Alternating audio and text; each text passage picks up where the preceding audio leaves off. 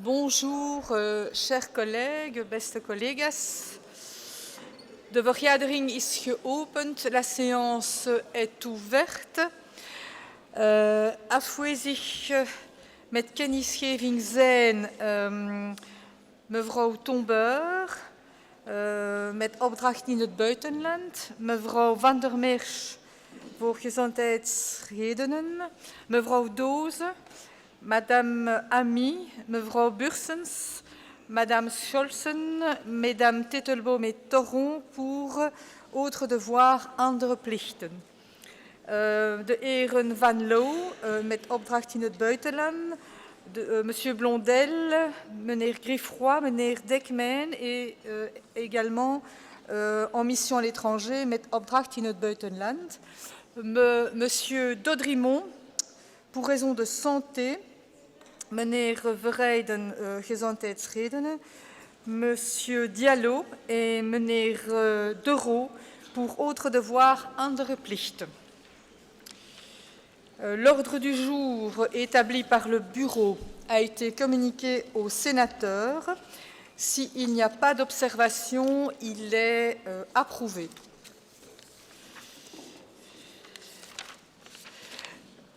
L'ordre du jour appelle la vérification des pouvoirs de Madame Fatima Ahalouche.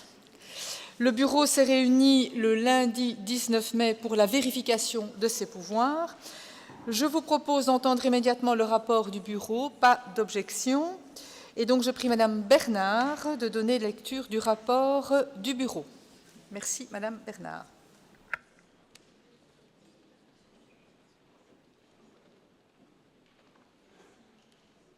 Merci Madame la Présidente. Bonjour à toutes et à tous. Par lettre du 19 mars 2025, M. Malik Benachour a démissionné de son mandat de sénateur coopté à partir du 29 avril 2025. La greffière de la Chambre a communiqué au président du Sénat la déclaration visée à l'article 220, paragraphe 2 du Code électoral. Dans cette déclaration, les élus de la formation politique B, Parti socialiste, de la Chambre, ont déclaré que les sénateurs d'entités fédérées suivants appartiennent à leur formation politique: Madame Nadia El Yousfi, Monsieur Hassan Koyuncu, Mesdames Anne Lamblin et Özlem Özen et Monsieur Thierry Witzel. Les sénateurs d'entités fédérées susmentionnés ont ensuite désigné Madame Fatima Ahalouche en tant que sénatrice cooptée. Madame Ahalouche a transmis les justificatifs qui prouvent qu'elle répond aux conditions prescrites par l'article 69 de la Constitution pour être désignée comme sénatrice, et le bureau propose dès lors l'admission de Madame Ahalouche comme membre du Sénat. Je vous remercie. Je remercie la rapporteuse. Quelqu'un demande-t-il la parole? Personne ne demandant la parole. Nous passons au vote sur les conclusions de ce rapport. Ceux qui se rallient aux conclusions du rapport sont priés de se lever.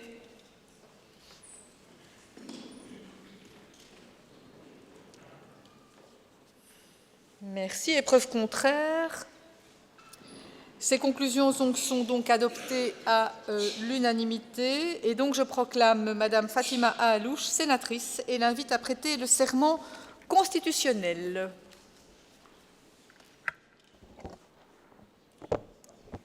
Merci Madame la Présidente. Je jure fidélité au roi, obéissance à la Constitution et aux lois du peuple belge.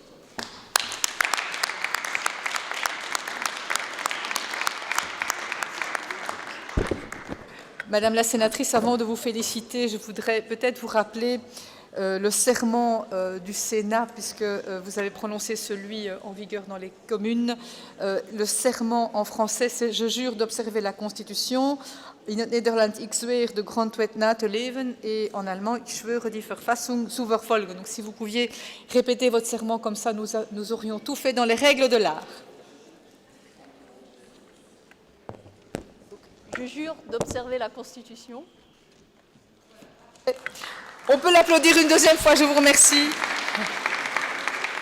Et donc, je donne à Madame Ahalouche acte de sa prestation de serment et la déclare donc installée dans son mandat de sénatrice. Nous passons maintenant au deuxième point de l'ordre du jour, qui est la nomination d'un membre du bureau. L'ordre du jour appelle la désignation d'un nouveau membre du bureau en application de l'article 77-3 du règlement. Quelqu'un demande-t-il la parole? Donc je passe la parole à Madame Lambelat.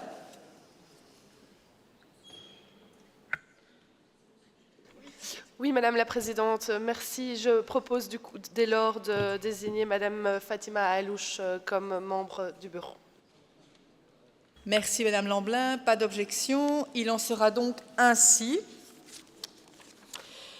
L'ordre du jour appelle l'examen du projet de révision de l'article 151, paragraphe 6 de la Constitution en vue de permettre l'évaluation des chefs de corps de la magistrature. De bespreking is geopend. De rapporteur is de heer Hendricks. Verlang hij het woord? Ja, meneer Hendricks. Het woord is aan de rapporteur.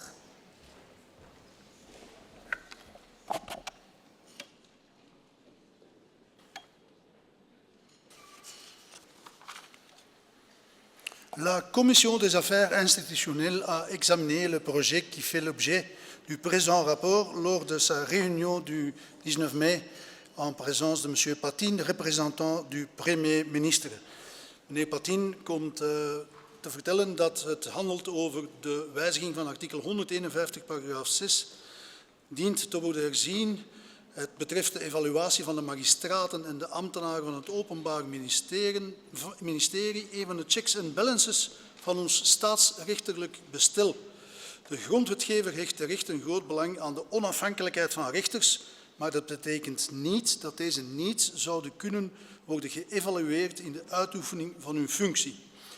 Artikel 151, paragraaf 6 van de Grondwet bepaalt dat de rechters en de titularissen van de functies, bedoeld in paragraaf 5, vierde lid, worden onderworpen aan een evaluatie op de wijze bij de wet bepaald. Het gaat om de voorzitter en de afdelingsvoorzitters van het Hof van Cassatie, de kamervoorzitters van de hoven, de ondervoorzitters van de rechtbanken en de ambtenaren van het Openbaar Ministerie. De titularissen van de functies, bedoeld in paragraaf 5, eerste lid, zijn er weliswaar niet in opgenomen. En dit betekent dat de eerste voorzitter van het Hof van Cassatie, de eerste voorzitters van de hoven en de voorzitters van de rechtbanken dus niet aan een evaluatie kunnen worden onderworpen. Dit werd indertijd door de grondwetgever onverenigbaar geacht met de onafhankelijkheid van de korpshoofden die zij in de uitoefening van hun mandaat moeten kunnen genieten. Aanvankelijk was er dan ook niet voorzien in een evaluatie van de korpshoofden.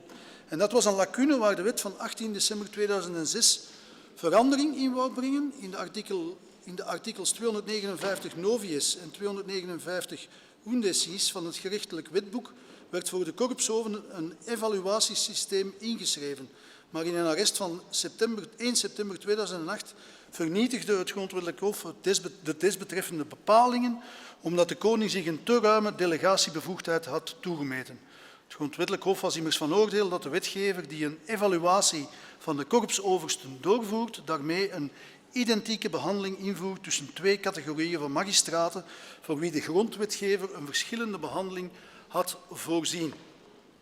Die verschillende behandeling wegwerken vereist een aanpassing van artikel 151, paragraaf 6 van de Grondwet door toevoeging van de functies van het eerste lid. En het is dit wat het voorliggende ontwerp tot wijziging van de Grondwet beoogt. Cette modification technique à première vue présente néanmoins une forte motivation sociétale.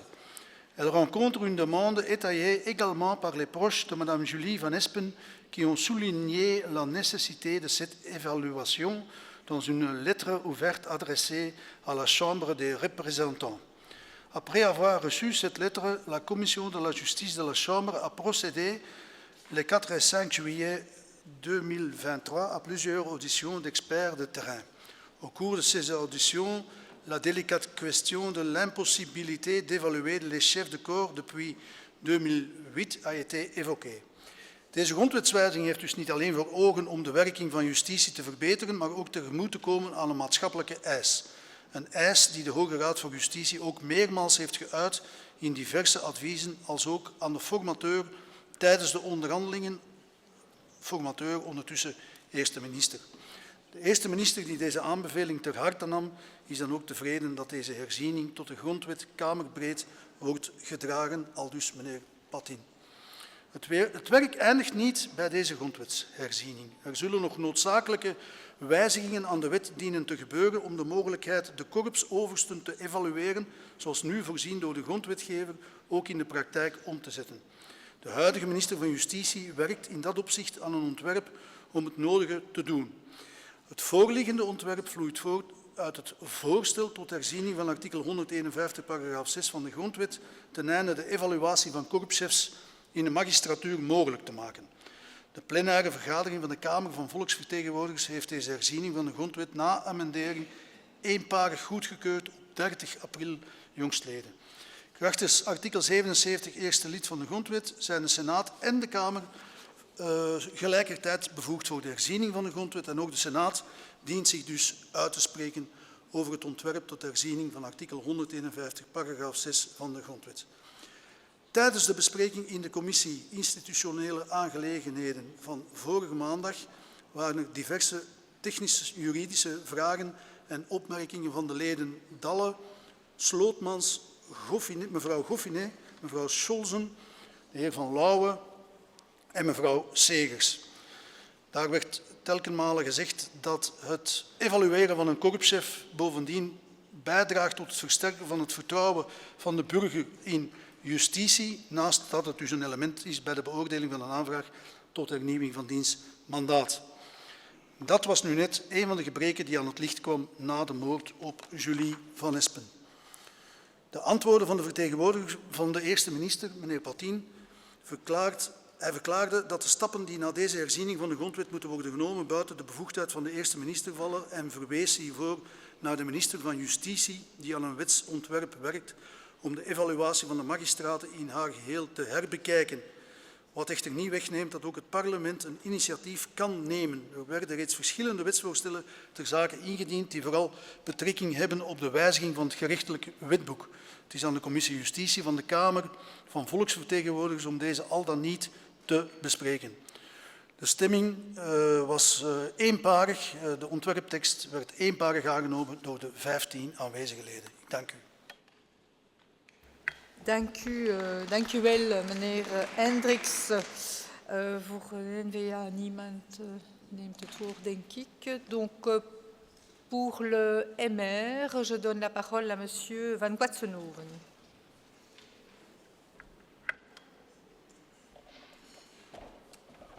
Merci, Madame la Présidente. Monsieur le Ministre, chers collègues, le groupe MR votera évidemment résolument en faveur de cette révision de l'article 151, paragraphe 6 de la Constitution, qui vise à permettre l'évaluation des chefs de corps de la magistrature. Pourquoi ? Parce qu'il s'agit d'une réforme nécessaire, raisonnable et attendue depuis longtemps. Elle corrige une incohérence institutionnelle, renforce la gouvernance judiciaire et répond aux attentes légitimes en matière de transparence et de responsabilité. Aujourd'hui, seuls les magistrats du siège et du parquet, à l'exception des chefs de corps, sont évalués.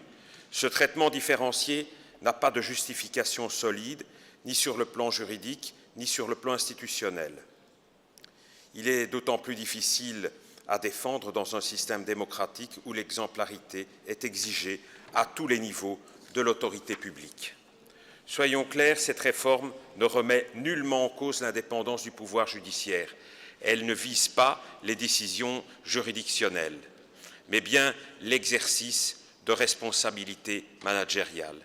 Être à la tête d'une juridiction ou d'un parquet implique des fonctions de coordination, de gestion des ressources humaines, d'organisation du travail, d'animation d'équipe. Ces responsabilités, comme dans toute haute fonction publique, doivent faire l'objet d'un suivi, d'un accompagnement et d'une évaluation. Ce texte offre enfin une base constitutionnelle claire pour légiférer sur ce point. Il vient combler un vide juridique persistant depuis l'annulation partielle de la loi de 2006 par la Cour constitutionnelle, faute de fondement constitutionnel suffisant. Cette révision est aussi porteuse d'améliorations concrètes. L'évaluation permettra de soutenir plus efficacement la formation continue et d'objectiver les décisions liées au renouvellement des mandats. Elle contribuera à terme à à un meilleur fonctionnement de notre justice. Nous saluons également le large consensus politique qui s'est construit autour de ce projet. L'adoption à l'unanimité en séance plénière à la Chambre et commission au Sénat ce lundi témoigne d'un vrai sens des responsabilités. Enfin, il est important de souligner que cette réforme est soutenue par les plus hautes autorités judiciaires du pays, le Conseil supérieur de la justice, le Collège des procureurs généraux, le Collège des cours et tribunaux. Ce soutien démontre que cette réforme n'est pas imposée de l'extérieur, mais répond à une demande interne du corps judiciaire lui-même. Dans un contexte où la confiance dans les institutions est fragile, cette réforme va dans le bon sens. Elle rappelle que l'indépendance judiciaire va de pair avec l'exigence de responsabilité. Pour toutes ces raisons, le groupe MR soutient pleinement cette initiative. Nous voterons bien évidemment en faveur de cette révision constitutionnelle et je vous remercie. Merci, Monsieur Van Guatsenoven. Voor het Vlaams Belang, ik geef het woord aan de heer Slootmans. Ja, dank u, voorzitter.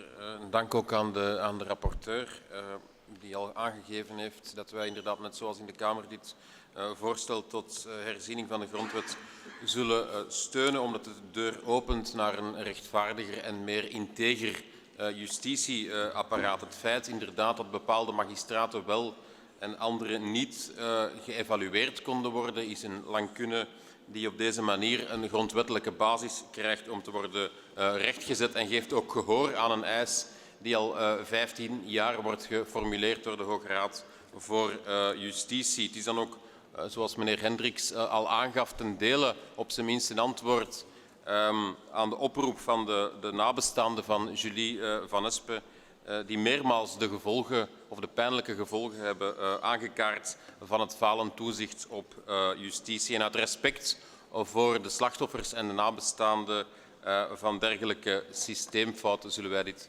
herzieningsvoorstel goedkeuren. Actuel, meneer Slootmans. Pour le PTB-PVDA, je n'ai pas de demande de prise de parole. Pour le PS, je n'ai pas de demande de prise de parole. Voor de CD&V, ik geef het woord aan de heer Dalen.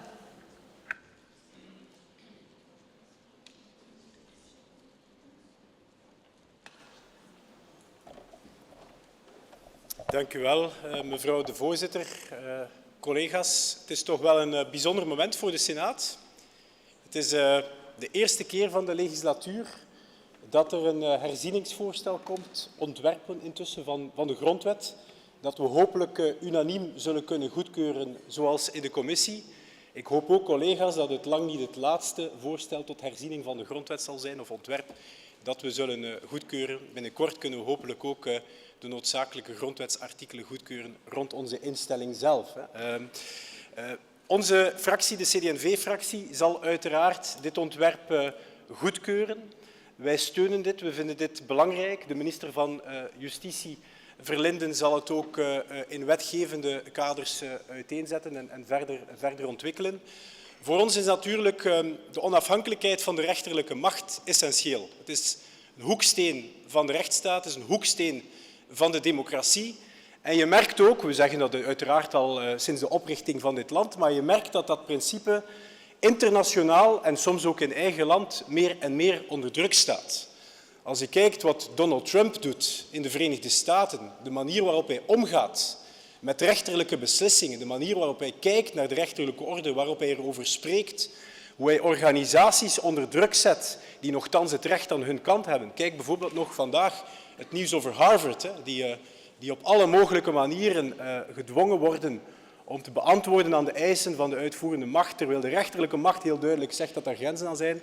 Dat moet ons toch allemaal tot nadenken stemmen. Maar ook op eigen continent. Kijk wat er gebeurt in Rusland, kijk wat er gebeurt in sommige landen in Oost-Europa, Hongarije, waar de rechterlijke macht geïnstrumentaliseerd wordt. Kijk wat er gebeurt in Turkije, waar de democratisch verkozen burgemeester van Istanbul vervolgd wordt door een rechterlijke macht waarvan iedereen denkt, is hier wel nog een onafhankelijkheid ten aanzien van het bestuur. Dus het is een essentieel element en dat willen we hier ook heel duidelijk herhalen.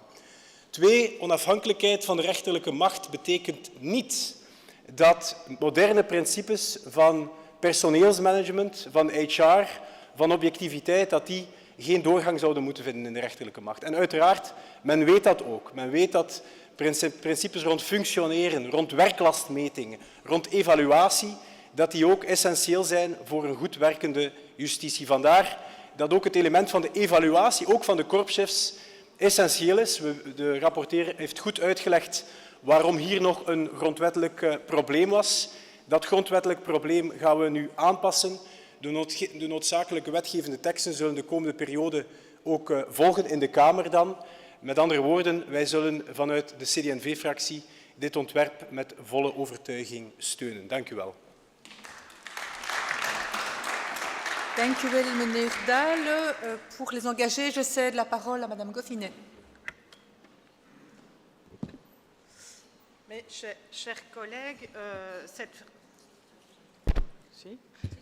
Chers collègues, cette réforme qui nous est proposée aujourd'hui est une réforme qui est juste et qui est attendue, puisque permettre l'évaluation des chefs de corps de la magistrature est une avancée indispensable pour renforcer cette transparence et la qualité de la justice et sa légitimité, puisque c'est une fonction essentielle dans un État démocratique. Et cette évaluation, elle est attendue, le rapporteur l'a rappelé, depuis déjà 2008 et s'inscrit pleinement dans la volonté de bâtir une justice plus moderne, une justice plus responsable, sans remettre en cause, et plusieurs interlocuteurs l'ont dit aujourd'hui, sans remettre en cause cette indépendance du pouvoir judiciaire.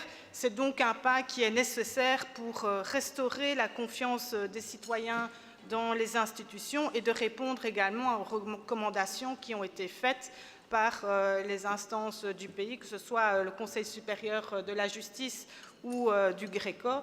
Et donc, les engagés soutiendra évidemment cette proposition de révision de la Constitution. Merci, madame Goffinet. Vooruit, ik geef het woord aan de heer Verduit. Nee?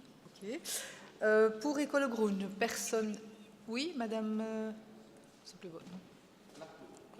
Lato. Excusez. Ik geef het woord. Dank u wel, mevrouw de voorzitter.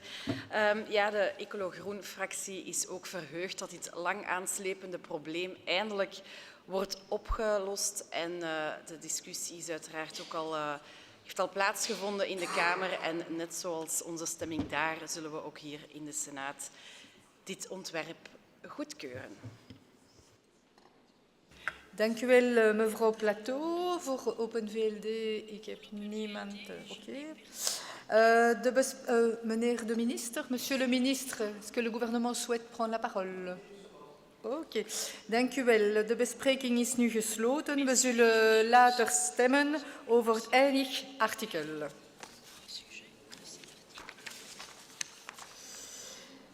Alors, la modification suivante est proposée dans la composition de la délégation auprès de l'Assemblée parlementaire de l'Organisation pour la sécurité et la coopération en Europe, donc l'OSCE, et Madame Fatima Alouche remplace Monsieur Malik Benachour comme membre suppléant. Pas d'opposition, geen bezwaar, il en sera ainsi. Et il en sera donné connaissance au ministre des Affaires étrangères et au président de l'Assemblée parlementaire de l'Organisation pour la sécurité et la coopération en Europe. La liste des propositions à prendre en considération et les commissions auxquelles elles sont envoyées a été communiquée par voie électronique. Y a-t-il des observations? Puisqu'il n'y a pas d'observation, ces propositions sont considérées comme prises en considération et renvoyées à la commission indiquée. Nous procédons maintenant au vote et comme à l'accoutumée, nous procédons d'abord à un vote test. Alors, je demande au service d'activer les boîtiers. Je n'ai pas le nom. Il faut faire quelque chose.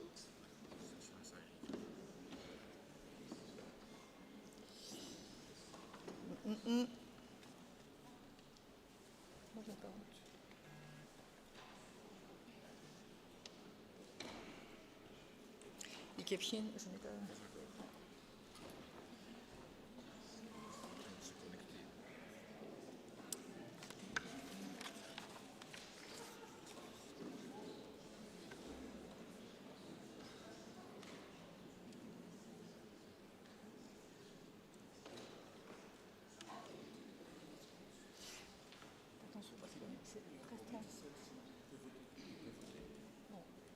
Alors, voilà, nous proposons de voter comme à l'accoutumée par un test. Pour, contre ou abstention. Chez moi, je ne sais pas voter. Ah, ok, nous pouvons voter. Allez.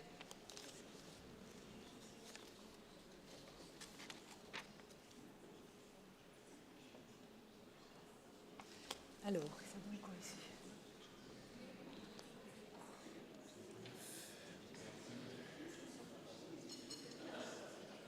Ça n'apparaît pas ici non plus.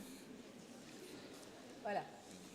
Voilà, nous sommes 40. Voilà, nous sommes 40. Donc tout le monde a voté pour le vote test. Nous allons maintenant pouvoir voter sur le projet de révision de l'article 151, paragraphe 6 de la Constitution en vue de permettre l'évaluation des chefs de corps de la magistrature. Début du vote.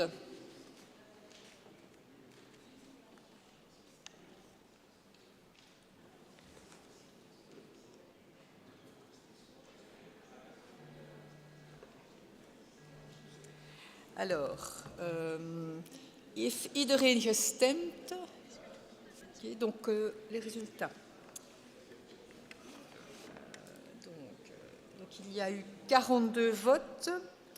Je dois dire... voilà. Donc, ah oui, 42 votes, donc unanimité. 24 Nederlandstaligen, 18 et 18 francophones, mais donc unanimité. Donc le quorum et la majorité requis par l'article 195, dernier alinéa de la Constitution, sont atteints. La disposition est adoptée et elle sera donc soumise à la sanction royale. L'ordre du jour de la présente séance, je pense que c'est juste, est ainsi épuisé. Vous me confirmez ? Notre prochaine séance aura lieu le vendredi 20 juin 2025 et je souhaite bonne chance à tous les membres du personnel du Sénat qui vont courir aux 20 km de Bruxelles ce dimanche, ainsi que peut-être à certains d'entre vous. La séance est levée.